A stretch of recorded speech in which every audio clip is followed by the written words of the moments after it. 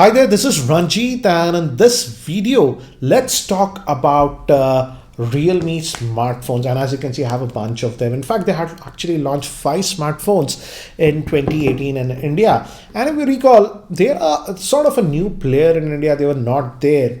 And they are actually, I feel, directly targeting Xiaomi with their smartphones. And this is Realme is nothing but it is a subsidiary of Oppo, but now they're rolling out as their own company. Hence, you see that UI, that is ColorOS. So let's talk about that because I have tested all of their smartphones. So what do I feel about that, and what are some things that I feel they should change in 2019? But first, let's talk about the phones that they have launched. The first phone that they had actually launched was the Realme 1, and this was launched at a very price aggressive price point. I don't have the Realme 1 right now with me, but from the back, actually it's very similar to this one, like this, just without the fingerprint scanner. But the highlighting point was that it had the MediaTek Helio P60 chipset, and the base variant was launched at just 9,000 rupees, which was mind-boggling because the P60's performance is close to the Snapdragon 660. So it was an incredible device, but I think so they couldn't manage that device at that pricing. So eventually the 9,000 rupees variant was phased out. Now we have the 4GB RAM variant that initially was at 12,000, and now it's currently at about 11,500. And I feel it's still a very good phone if you can live without the fingerprint scanner. And this they launched in May of 2018, and they were sort of silent for a couple of months, and then in August, in fact, they launched the Realme 2. But surprisingly, instead of having a better processor than the Helio P60, they went with the Snapdragon 450 SoC, and they saw a little bit of backslash. If you consider the pricing at that price, that point, August, we didn't have any devices with the Snapdragon 450 SoC at 9,000. So for that price, it was okay. But sadly, now they have increased the price of that Realme 2 base variant that was for 9,000 to about 9,500. And I feel now we have slightly better devices if you can spend a little bit more. For example, the Asus Zenfone Max M2 at 10,000 rupees is coming with the Snapdragon 632 SoC, which is way powerful than the Snapdragon 450 SoC.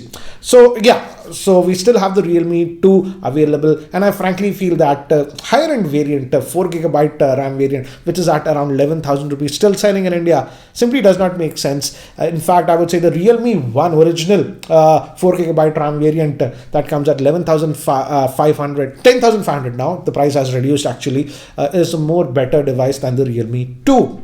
So as you can see, they're competing with their own products. And let me go ahead. And after that, a couple of months, in fact, in September of 2018, they launched the Realme 2 Pro. This is the Realme 2 Pro. And this, I feel, fixed a lot of flaws with the original Realme 1. This had the Snapdragon 660 SoC, which is actually a pretty good processor. This had the fingerprint scanner, which the original Realme 1 didn't have. And I still feel this is a pretty good handset. And the base variant of this one was with 4GB of RAM and 64GB of storage, and this was selling for 14,000. And in fact, it had decent camera. So I feel this was a pretty good product, the Realme 2 Pro. They actually also launched the Realme C1 with this one, and I think so that product sort of flopped. That was just a budget variant of the Realme 2. It also had the Snapdragon 450 SoC, and that was launched at about 7,000, pretty aggressive at that price point. But I don't know why that didn't sell that much. Now they have increased the price of that to 7,500. So I feel the Realme C1 didn't do that good. And finally, just about a month ago, end of November, in fact almost 28th November, they launched the Realme U1. Which was actually a selfie-centric smartphone. And if you like a selfie-centric smartphone, it was a good phone, I feel. But this is the Realme U1. But again, to differentiate themselves, I feel the rear-facing camera was average on this. If we compare it even with the Realme 2 Pro, the Realme 2 Pro's rear-facing camera was better than the Realme U1. So now you have a situation like Xiaomi, where you want, let's say, a great selfie camera, you have to go with a different model. You want a great rear facing camera, you've got to go with a different model. So I feel they are just launching too many products now, frankly speaking. And the Realme U1's base variant, I feel, was decently aggressively priced at 12,000 rupees. You're getting the new Helio P70 chipset, which was actually really good because it's a really fast chipset. But it came with 3 gigabytes of RAM and 32 GB of storage. But if you move to the 4 gigabyte RAM variant, which I feel is the ideal, the pricing of the Realme U1 went to 14,500. And at that price point, in fact, Realme is competing with their own product, that is the Realme 2 Pro. And at 14,000 rupees, I would suggest the Realme 2 Pro over the Realme U1, because overall package, this I feel is better. So as you can see, they are now sort of competing with themselves, and I don't know what's the logic of this. And also we have seen that they have started increasing the pricing of some of their models, which can be a little bit dicey, and I simply didn't like the pricing of the Realme U1 4 gigabyte RAM variant at 14,500. And now we are hearing rumors that sometime in January they might also launch one more phone, that is the Realme A1. This is going to be a budget oriented phone. Rumors say that it will have the Snapdragon 450 SoC. So I feel it's just a rehash of the Realme C1, which in fact did not sell that much. So I feel they are frankly launching too many devices. Instead, they should just concentrate on a couple of devices, and in that price segment try to give everything great on this and not try to cannibalize their own products. This is what Xiaomi does. This is what Nokia does. Launching too many products, confusing the users. They're going the same route, and I hope in 2019 they simply don't do that. I feel they should launch one great budget oriented product, let's say under 8,000, which is actually pretty good, because we have seen phones from Asus and stuff which are having actually the Zenfone Max Pro, not the Pro, the Zenfone Max M2 at 10,000, offering so much in fact. So again, there is competition in the market. Xiaomi is there, Asus is also giving good competition. So it's not like now Realme can just suddenly keep increasing pricing, but if they do that, because people will move, because Indians, specifically in India, the pricing is the key factor. So they should launch one product under 8,000 in my frank opinion. And yes, they can also launch one more product later on under 12,000, which will be very important, because in this price band around 10 to 12,000, there is a lot of competition in India. And finally, I would call that budget mid-range. And finally, a decent mid-range product like what they had launched this year, the Realme 2 Pro at 14,000, and one great product at around 14 to 15,000, but should have some features like fast charging, etc., which are sort of important.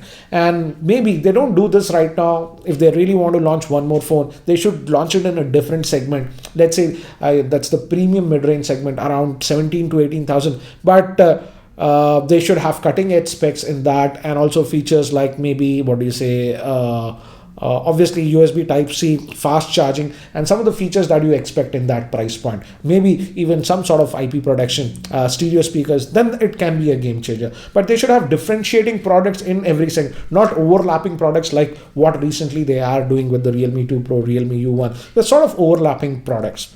I completely forgot to mention this, and in 2019, maybe some of your premium phones that are about 14,000 or something, I frankly feel you guys need to change the back of this one, because every Realme phone, as you can see from the back, is almost similar, and it's having that polycarbonate plastic coating.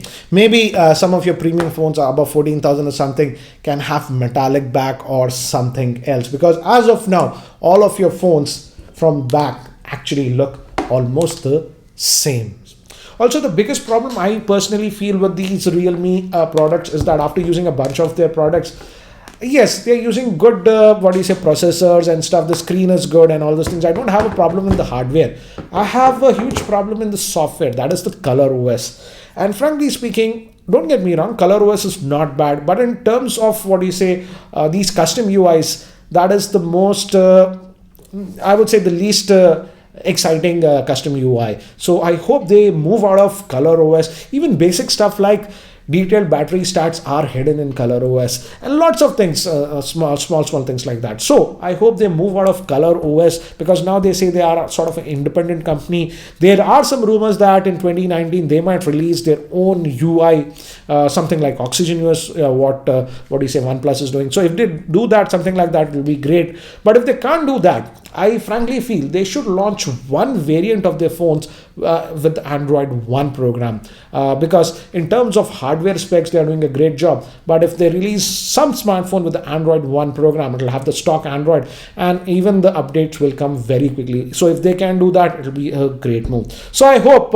in 2019, instead of launching too many phones, they concentrate on launching less phones but great phones in that particular price segment, and hopefully move out of Color OS and maybe even an Android One smartphone. So what do you guys think about this Realme smartphones? If you have used Realme smartphones, do give your suggestions in the YouTube comment section below. What do you think about them, and what are the improvements that you would like to see with the Realme smartphones that are launching in 2019? So anyways guys, that's it for now for this video. If you guys are still not subscribed to my YouTube channel, hit that subscribe button. Thanks for watching. This is Ranjit, and I hope to see you in my next video. Take care guys.